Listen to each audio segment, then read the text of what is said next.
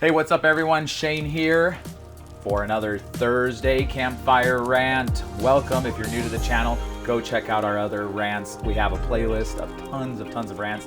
This rant is actually going to be playing off of a previous rant where I talked about the secret of how to get your trailer or RV or camper serviced while you're traveling across the country. This is, like I said, it's going to be similar, but I just wanted to add a little bit more detail into this one. And this is going to be vitally important if you're traveling across country. If you don't follow this, it will ruin your vacation.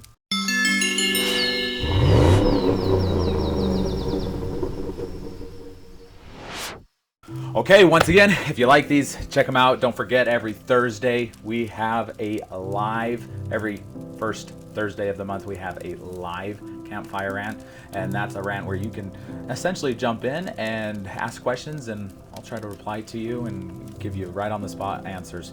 So today I want to talk about cross country travel, and this came up because we have a new roamer that just joined our ranks here at ROA, and they're planning a trip to go across the country, and they're trying to schedule out everything. And I have personally traveled cross country probably upwards of 20 times or so, completely from Florida to Utah, New York to Utah.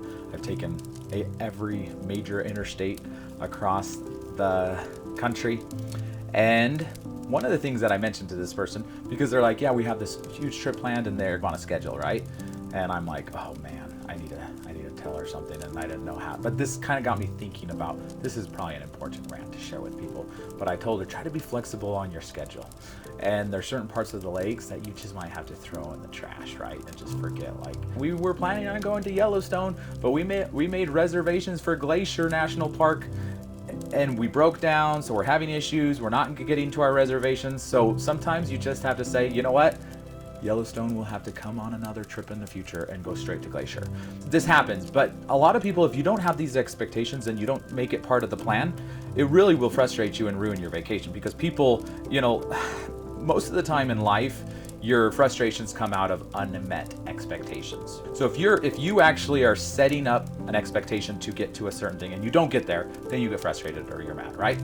So with RVing and camping, the trailer that you're pulling, if something breaks, getting it serviced, if you just go the standard way, your whole trip is gonna get ruined. If you go and watch that video where I talked about some secrets and tricks on how to get your vehicle serviced, you can go check that out, and you'll be able to get on the road again quickly, but it still might delay a day or two or three, but your entire trip won't be ruined. If you have a 10-day or a 2-week, or if you're really lucky, you have a month-long trip that you've been planning for years, you just have to learn to be very, very flexible. You might be asking yourself, Shane, don't you guys sell the top-end premium trailers and they shouldn't ever break down or ever have issues?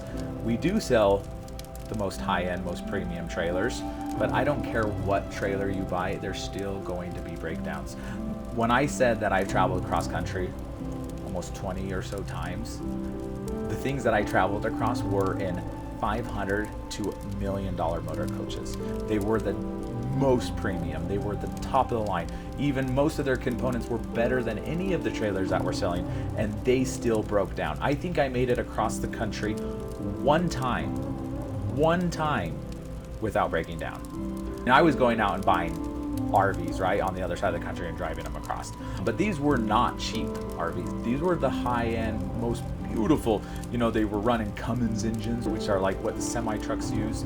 They were using the Allison transmissions, which is one of the best transmissions out on a Freightliner chassis. So this was not like poorly built motorhomes. These were the best, and I still broke down on every single trip. Sometimes I broke down multiple times. Usually I was able to figure out how to get back on the road, and sometimes it's something that's not catastrophic. Sometimes it's just a little, you get a water leak, and it's good to have extra tools and spare parts so you can get them fixed on the road and get going again. But I see where people are like, I have this whole thing planned out, and we got reservations here and here and here and here, and then when something happens and things start falling apart, they sometimes just let the whole vacation go to the wayside. They sometimes just say, you know what, this is just, the whole thing's ruined, and then they just go home defeated. And I say, make it part of the adventure. And understand, if you're traveling from point A to point B and you think it's gonna take you a day to get there, because that's what the Google Maps say, or the GPS, and that's what it would take you to drive your vehicle there. Understand that when you're towing a trailer, everything takes twice as long. So instead of saying, hey, we're gonna take a day to travel from here to here, maybe take 2 days to travel from here to there, and just go at a much slower pace. If you're planning to do 10 things, maybe only plan 6 things, and just have some more flexibility in your schedule and your time. Now, one of the really cool things about our trailers, and that you're not going to get this with a standard trailer built in America, is the off-grid capability. In the past, when I would travel in like an RV, I didn't have inverters or solar panels or lithium batteries. So typically I had to set a reservation at a campground. If I was going to Yellowstone or Yosemite or Zion, like I needed to reserve a space so that I could have water and power to hook up my trailer. With our off-grid trailers, that gives you so much more freedom and flexibility. And around national parks, there's always places to stay for free, first come, first serve. I have gone down to all the national parks here in Utah on Easter weekend, and I've always found a place to stay for free, whether it was BLM National Forest or some other first come, first serve campsites. Always. It's a huge deal because a lot of people, they go and try to get these reserve sites, and there's no way. If you don't have a year in advance, they laugh at you. Like I was going to Moab and I was trying to reserve a site like a month before Easter weekend, and they laughed at me. They're like, you should have reserved this a year ago. It's like, okay, I'll just go to one of the first come, first serve sites. I went down there and found a spot. So super easy. I think that will be another good campfire rant, and kind of educating you and teaching you on how to find some of these first come, first sites. That will probably be next week's or something, so stay tuned for that, and I'll go into more detail of how to kind of figure out where to go and where to stay and how to always get a site. I don't want to, I get a little worried about sharing this because then I don't want to lose my sites. But understanding the expectations, things will break, things do break. There's a lot of things you can do to avoid failure, like checking your tires, checking your pressures, making sure everything is running properly before you go on a trip. Don't wait a couple days to go out and check on your trailer before you have this big trip plan. Start preparing a month in advance to make sure everything is functioning before you set out on this big adventure. That's a big mistake that people make, is the trailer's been sitting in storage. Everything worked before it went into storage, so they just assume everything will work after. But during the winter, things can dry, things can crack, there can be leaks, and so don't ever just think the last time you used it, it was perfect, so I don't even need to check everything the second time. It's always good to go through everything again, especially if you're going on a long trip across country. But yeah, just have those expectations.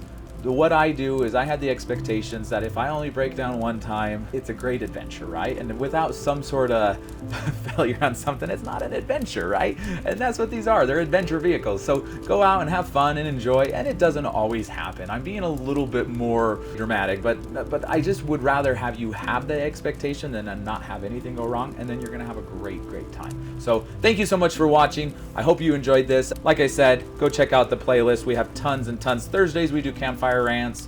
Wednesdays I think is Wondering Wednesday, so if you're wondering anything, make a comment and we'll do one of those. And then we have adventures and tours on the weekends. So thanks for watching, and hopefully we'll see you out on a trail someday or on a roamer adventure. Thanks, and have a wonderful day. Bye bye.